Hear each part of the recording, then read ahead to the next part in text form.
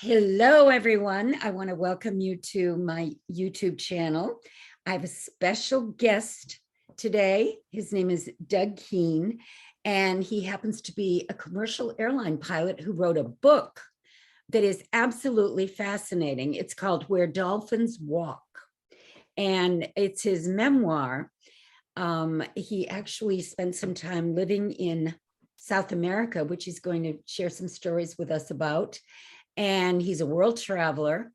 And his book really brings in the lifestyle and the interesting things, comparing the South American culture a bit to the American culture. But it's all good stuff because every culture has fabulous things to offer. But I'm really curious to hear what your insights are today about some of your travels and your experiences with living down there. Now, you actually built a home in Brazil, didn't you?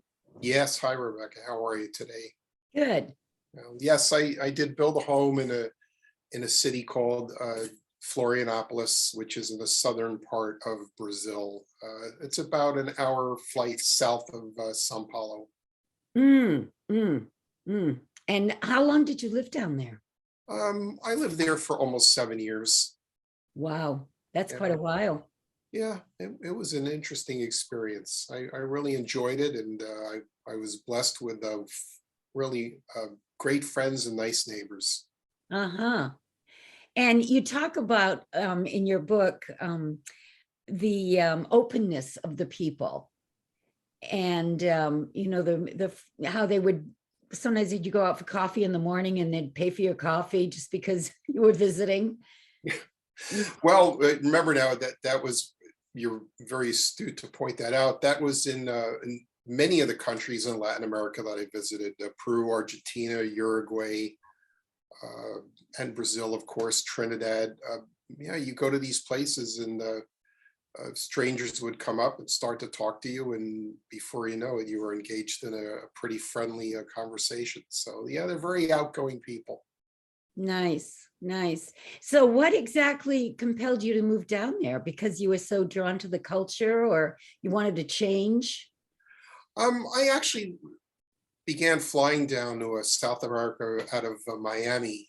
And after, I guess, a couple of years of going down there, I wanted to actually try to see what it was like to reside down in that part of the world. So call it an experiment.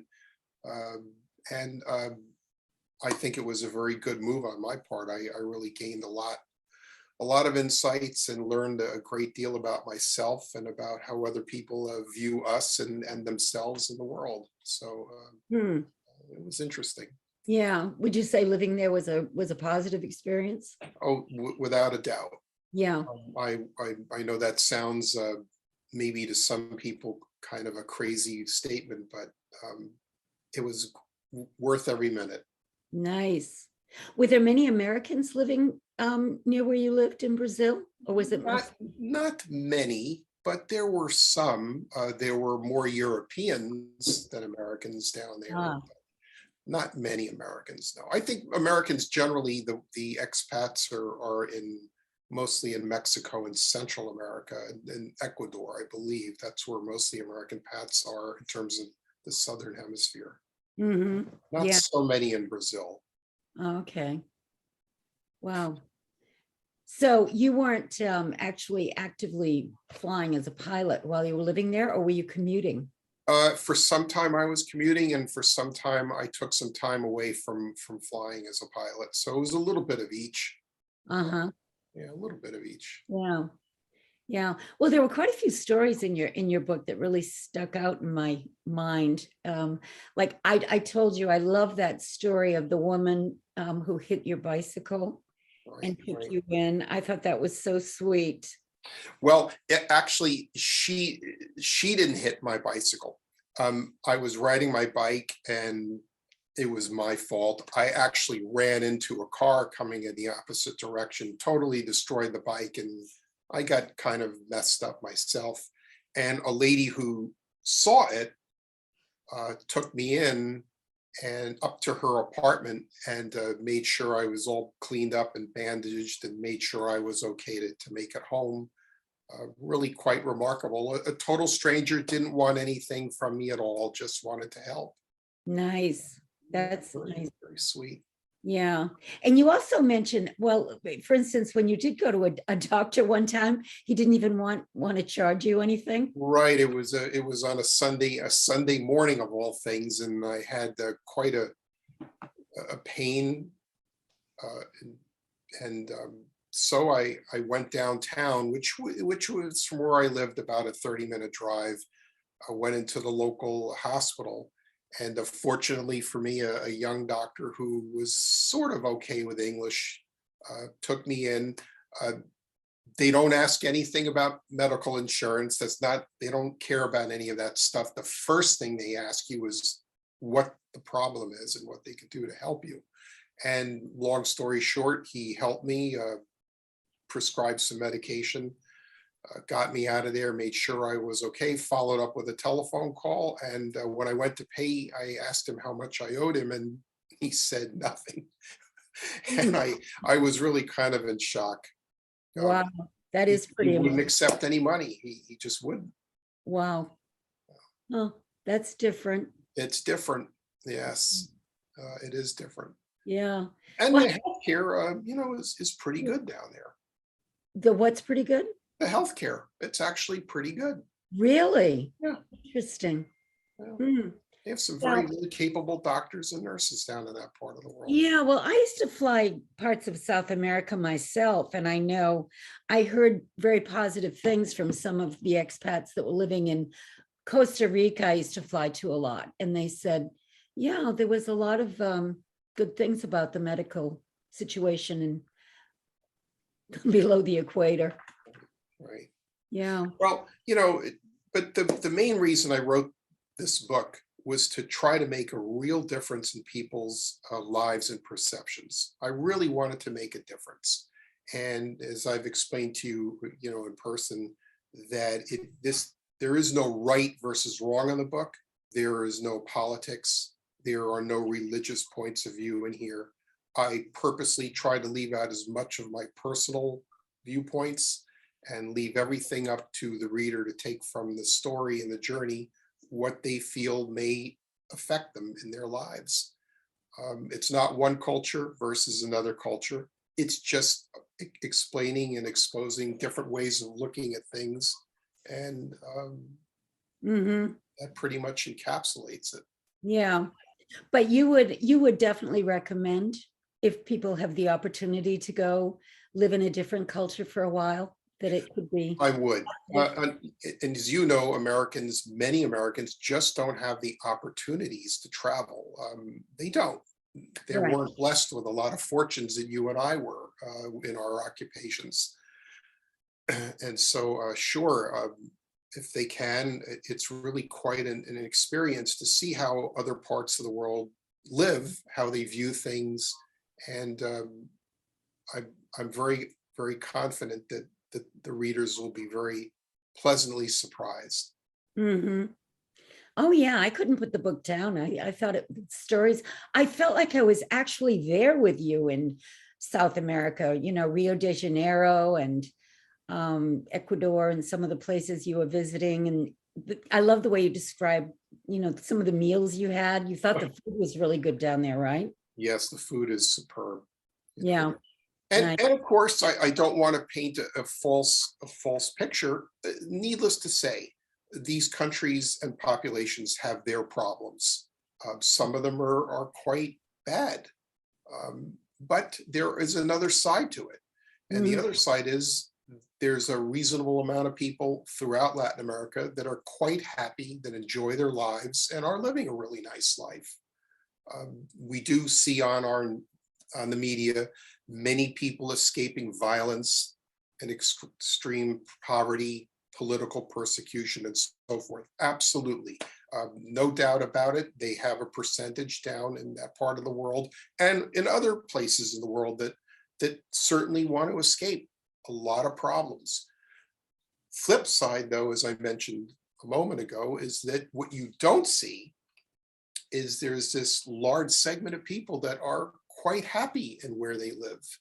And Mhm. I believe that we can take some cues from how they look at life. Did you feel safe when you were living there? Yes, Really? I did.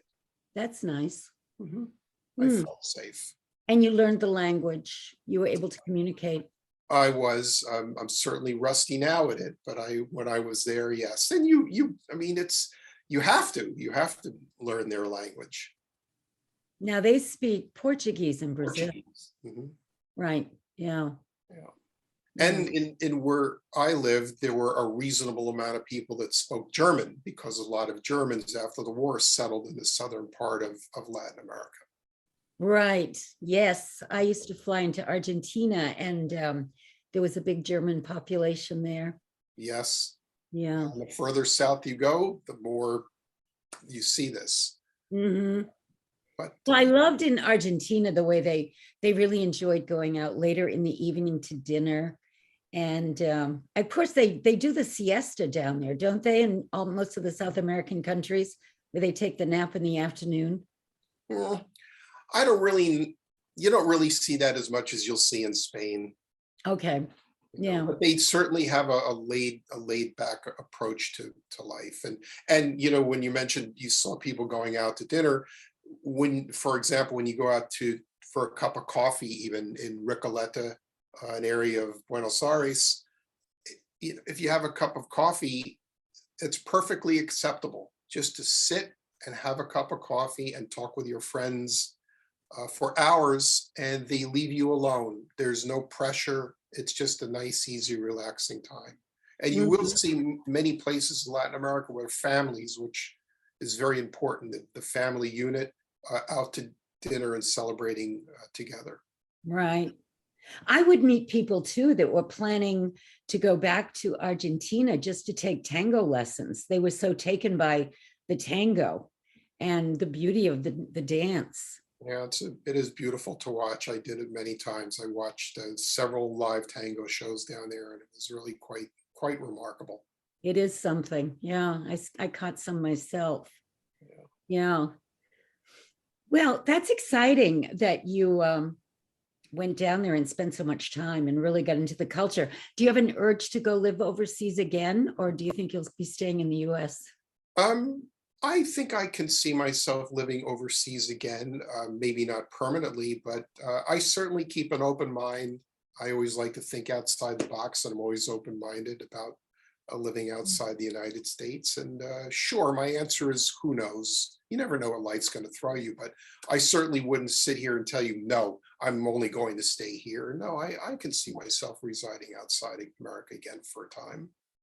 Oh, I think there's a lot of Americans that have living the laptop lifestyle now, where they might go spend a few months or a year in a country and then move on and try Sure. something else. Yeah. That's a popular lifestyle too. I think it's going to become more and more popular as time goes on. At least I hope so. And I want to see more Americans travel.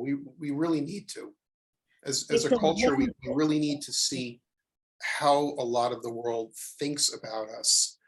Not the story presented by our own media, because it's very skewed. I found that to be so true as I traveled the world myself as a flight attendant. It's an eye opener when you go to a foreign country and you it's nothing like what it's portrayed on the news, because we don't even get that much news about foreign countries, to tell you the truth, No, unless you uh, watch it in a documentary or something. right, right. And the news we're going to get is usually negative. Exactly. Yeah. And fearful. There's a And lot of fear. right, Yeah. right. And it's not like, it's sad to say it, it is not like the United States does not have its share of violent crime these days, and we certainly do, which is tragic, really. Um, but I am very grateful for the opportunity, and I hope your audience will take a chance and read the book with an open mind, and they certainly are free to write me. Or to contact me and tell me their honest viewpoints. Okay. Well, is your contact information in the book, or I can also post it under my video. Sure, I can tell you what it is. Okay. So they can always contact me at dk D- at we're at wdwalk@gmail.com. DK, I'm sorry, I think it's dk dot where dolphins walk at gmail.com. That's what it is. DK dot where wdwalk@gmail.com. When we get off, I can certainly. Right, and I'll put it underneath the video, but I got dk.wdwalk At gmail.com. at Gmail. Yeah. Now, I would highly recommend anybody that wants to know more about living in South America and their culture and what an airline pilot has to say. I mean, some of the stories you throw in there about your flying too, and with your captain, that you Right. feel quite a bit, right? Yes, Davy Dreyer. Yes, a great friend of mine and a super person. Yeah. And did he retire? He did. Dave's been retired, Lord, a while now already. Time flies. Wow. Yeah. Well, it's a great book. It's a wonderful story, and it's definitely I could see it turning into a movie. Maybe. Here's what it looks like for people who want to see it. Oh, great. Yeah. Yeah. It's a beautiful cover. Thank you. Now, explain to people though why you call it Where Dolphins Walk. Well, Usual title. well, that is a little tricky to explain quickly. That's one of those titles that it's sort of like a movie. How many movies, Rebecca, have you seen that to really understand it, you had to watch it to the end? Right, right. So Okay. for me to explain it, the best way to encapsulate it is to say, I'm comparing the way that many people in Latin America look at life to dolphins. Hmm. And it's a spiritual connection that I found even with myself and dolphins when I resided in Fort Lauderdale, Florida. So it's a little bit of an interesting comparison and mix, and it's a little bit of spirituality thrown in there. Well, dolphins are considered to be very spiritual creatures. They are, they're happy and caring. Yeah. And free and so on and so forth. They've even been known to save lives. It's Yes. amazing. Yeah. Yeah. I always felt so blessed when they would surround my boat when I was offshore in Fort Lauderdale. It was almost like being steered by a chariot of gods. Oh, I love it. I love it. Yeah. Really beautiful. They are beautiful creatures. Well, thank you for sharing this. I thought it was really interesting to hear your stories about South America and your travels. And I want to thank you for doing the interview. And thank you, Rebecca. You're a very special lady. You have a remarkable viewpoint on many things in life. And I think you're a very valuable person to know. So it's a two-way street. And thank you so much. Enjoy a wonderful rest of the week and stay warm, please. It is warming up a little bit here. You're in windy, cold Chicago, but I'm on the East Coast where it's a little bit warmer today. But well, thank you very much. That was great. Wonderful to talk to you again. Thanks, son. All right. Okay.